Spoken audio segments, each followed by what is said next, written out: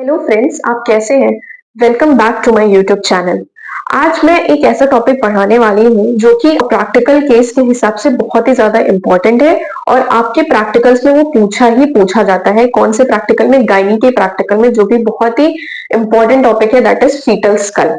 ठीक है, fetal school देखिए आप, ये स्कल देख के आप हंसीना मत, क्योंकि ये स्कल मैंने न्यूज़पेपर से खुद से बनाया है ताकि मैं आपको पढ़ा सकूं, और सारे चीजें मैंने इसमें पॉइंट करके रखी है। जो भी हमारे इंपॉर्टेंट चीजें हैं वो मैंने पॉइंट कर दी है, और मैं इसी के सहारे आज आपको सारा डेमोन्स्ट्रेट करने वाली हूँ।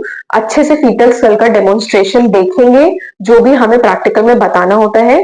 तो आइए अपने वीडियो को शुरू करते हैं।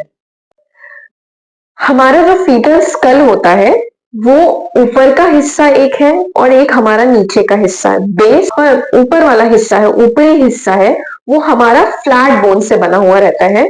और वो फ्लैट बोन्स जो होती है वो कंप्रेसिबल होती है। कंप्रेसिबल का मतलब है कि अगर आप उसको दबाने की कोशिश करेंगे, जब बच्चा छोटा है तो अगर उसके सिर को आप दबाने की कोशिश करेंगे तो आपको कंप्रेसिबल फील होगा, मतलब थोड़ा बहुत वो दब पाता है। ठीक है, और जो बेस वाले हिस्से होते हैं वो, उसमें जो बोन्स होती हैं वो इनकम्प्रेसिबल बोन्स हमारी होती है। ठीक है, और उसके बाद अगर हम सबसे पहले अगर बोन्स के बारे में पढ़ें कि हमारे पूरे स्कल बोन में कितनी बोन्स है, तो हम सबसे पहले देखेंगे कि हमें कौन कौन सी बोन्स है। ठीक है, सबसे पहले हमें ये देखना है। तो ये जो सामने वाला हिस्सा दिख रहा है, that is this is called as frontal bones. ठीक है, ये दोनों हमारी फ्रंटल बोन्स है। ठीक है, इसमें क्या होता है, जब बच्चा पैदा होता है तो उसमें कुछ डिवीजन होते हैं, कुछ दिनों बाद वो ओसिफाइड होकर ये सीधा हो जाता है। दैट इज ये हिस्सा हमारा सीधा हो जाता है, उसमें कोई भी डिवीजन नहीं रह जाता है।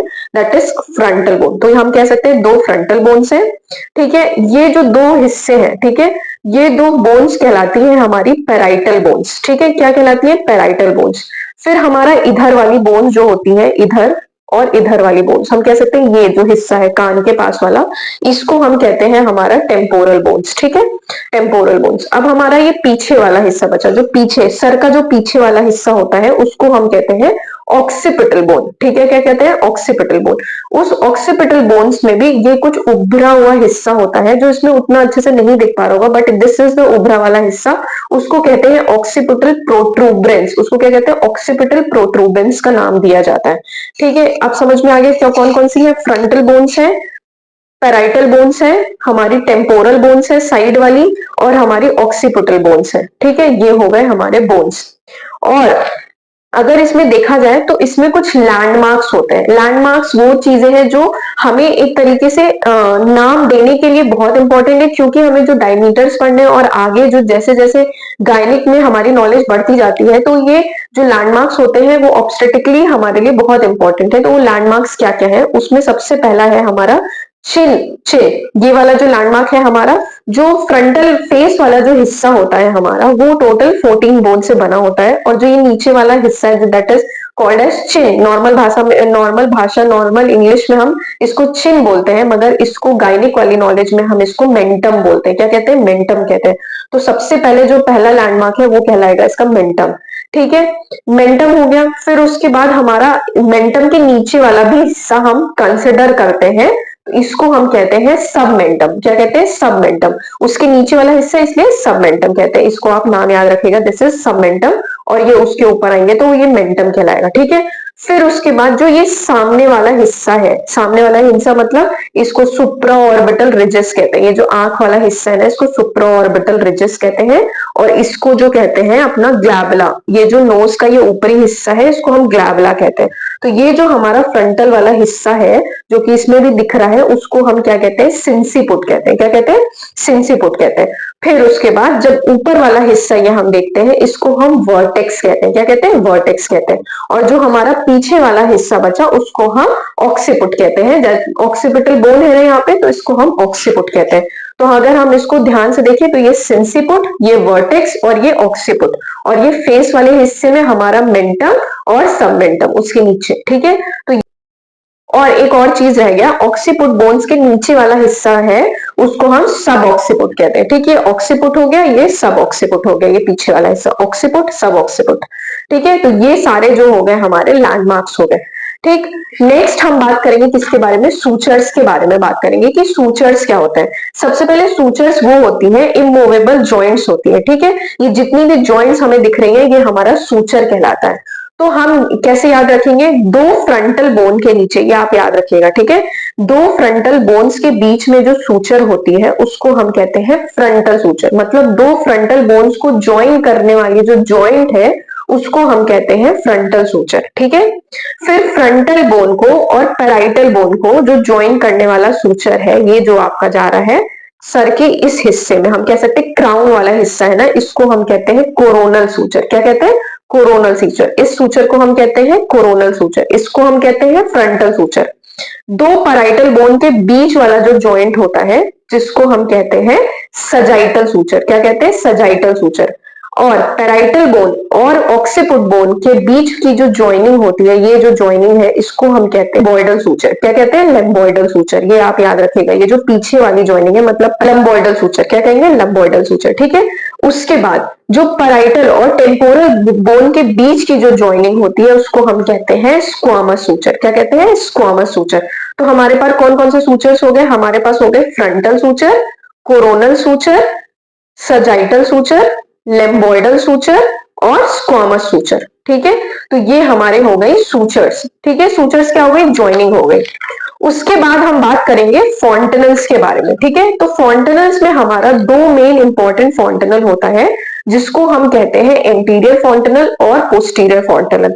फॉन्टेनल्स बेसिकली क्या होते हैं, ये ज्वाइनिंग जब हमारी होती है तो उस ज्वाइनिंग के बीच में एक गैप बन जाता है, ठीक है, एक एरिया जो कि पाल्पेबल एरिया होगा और नॉन ऑसिफाइड एरिया होगा। नॉन ऑसिफाइड मतलब ओसिफिकेशन ऑफ बोन नहीं हुआ है वहां पे, तो वो जो एरिया बच्चे के सर पे बनता है उसको हम फॉन्टेनल्स का नाम देते हैं, ठीक है। तो अगर हम इसमें देखेंगे तो हमको मेन जो दो फॉन्टेनल्स पढ़ने हैं वो हमारा एंटीरियर फॉन्टेनल है और हमारा पोस्टीरियर फॉन्टेनल है, ठीक है। तो एंटीरियर फॉन्टेनल को हम क्या कहते हैं, ब्रेगमा कहते हैं। क्या कहते हैं, दूसरा नेम है ब्रेगमा। और पोस्टीरियर फॉन्टेनल का दूसरा नेम है लेम्डा। याद रखना, पहला फॉन्टेनल एंटीरियर फॉन्टेनल का नाम है ब्रेगमा और पीछे वाले फॉन्टेनल का नाम है लेम्डा, ठीक है। ये हो गया। उसके बाद जो एंटीरियर फॉन्टेनल के बारे में अगर हम पढ़ेंगे तो एंटीरियर फॉन्टेनल जो होता है वो कौन कौन सी बोन से मिलके बना है या कौन कौन से सूचर से मिलके बना है, तो हमारा फ्रंटल सूचर और हमारा कोरोनल सूचर और हमारा सजाइटल सूचर के बीच का जो ज्वाइनिंग है वो मिलके हमारा क्या बनता है, ब्रेगमा बनता है। क्या बनता है, ब्रेगमा बनता है। और ये जो ब्रेगमा होता है ना वो डायमंड शेप का होता है। ये बर्फी शेप आपको दिख रहा होगा तो इसको हम क्या कहते हैं, डायमंड शेप कहते हैं। और वो डायमंड शेप जो होता है वो अगर इस डायमंड शेप का हम एंटीरियर और पोस्टीरियर देखें और ट्रांसफर सेक्शन देखें तो वो सब तरफ से 3 सेंटीमीटर का होता है, ठीक है। एंटीरियर पोस्टीरियर प्लस ट्रांसफर, इसका जो अंदर का डायमीटर होता है वो 3 सेंटीमीटर का होता है। और ये जो ब्रेगमा होता है वो ओपनिंग इसकी रहती है कब, जब बच्चा पैदा हुआ है तो ओपन है ये, मगर इसको 1.5 ईयर्स लगते हैं इसको बंद होने के लिए, ठीक है। 1.5 ईयर्स बोल सकते हैं और इसको बंद होने के लिए 1.5 मंथ्स लगते हैं। इसके बारे में अभी हम पढ़ेंगे। तो ये हो गया ब्रेगमा, ठीक है। तो ब्रेगमा को टोटल बंद होने में 18 मंथ्स आफ्टर बर्थ ये बंद हो जाता है। अगर ये 24 मंथ्स तक नहीं बंद होता है तो बहुत सारी कॉम्प्लिकेशंस अराइज हो जाती हैं, वो हम आगे के चैप्टर्स में पढ़ेंगे। प्लस हमारा ब्रेगमा इसीलिए इंपॉर्टेंट है क्योंकि जब हम ब्रेगमा को पाल्पेट करते हैं ना, अगर ये बहुत ज्यादा डिप्रेस्ड है मतलब अंदर की ओर जा रहा है तो इसका मतलब है कि आपका बच्चा जो है वो डिहाइड्रेशन के कंडीशन में है। और अगर ये ऊपर की तरफ उठा हुआ रहता है तो इसका मतलब इंक्रीज्ड आईसीपी मतलब इंट्राक्रेनियल प्रेशर जो है वो बहुत ज्यादा बढ़ा हुआ है। तो इस वजह से ये इंपॉर्टेंस रहती है इसकी और ये हम पाल्पेट करके चेक करते हैं, ठीक है, बच्चे के कंडीशन में। तो इसके बारे में हमने पढ़ लिया ब्रेगमा।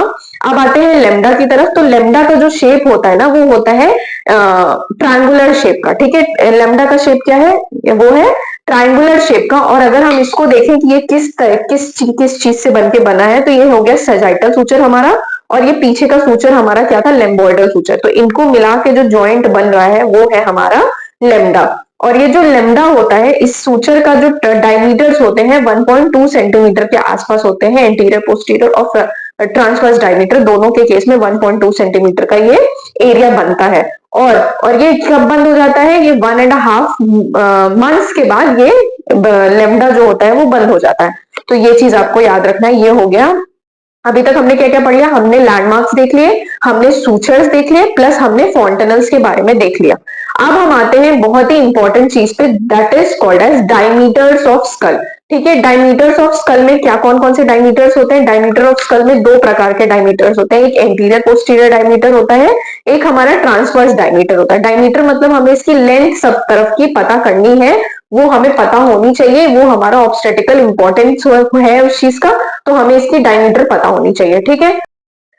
तो अगर हम डायमीटर्स की बात करें तो सबसे पहले हम दो ट्रांसवर्स डायमीटर होते हैं उसकी बात कर लेते हैं। ट्रांसवर्स मतलब अगर इस शेप में अगर हम मेजरमेंट ले रहे हैं डायमीटर्स का, तो उसको हम ट्रांसवर्स डायमीटर मेजरमेंट कहेंगे। अगर हम पोस्टीरियर पोस्टीरियर और फ्रंटल तो उसको एंटीरियर पोस्टीरियर डायमीटर्स कहेंगे। ठीक है।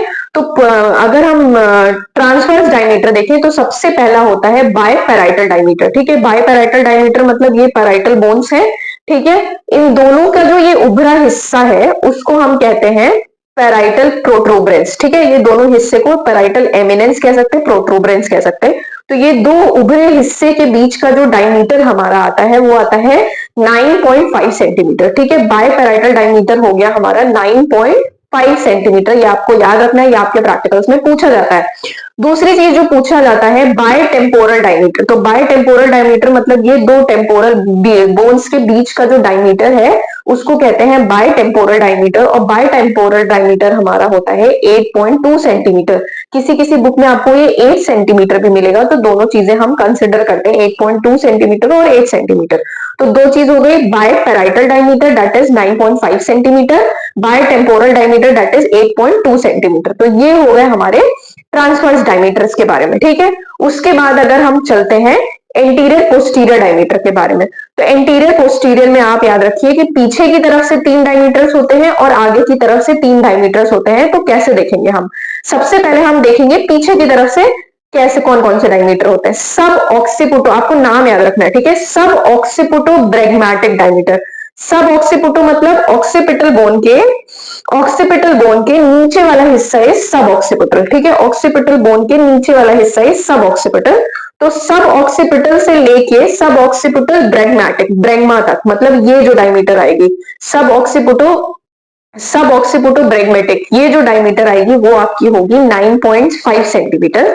तो दैट इज सब ऑक्सीपुटो ब्रेगमैटिक। ठीक। सब ऑक्सीपुटो ब्रेगमैटिक 9.5 सेंटीमीटर।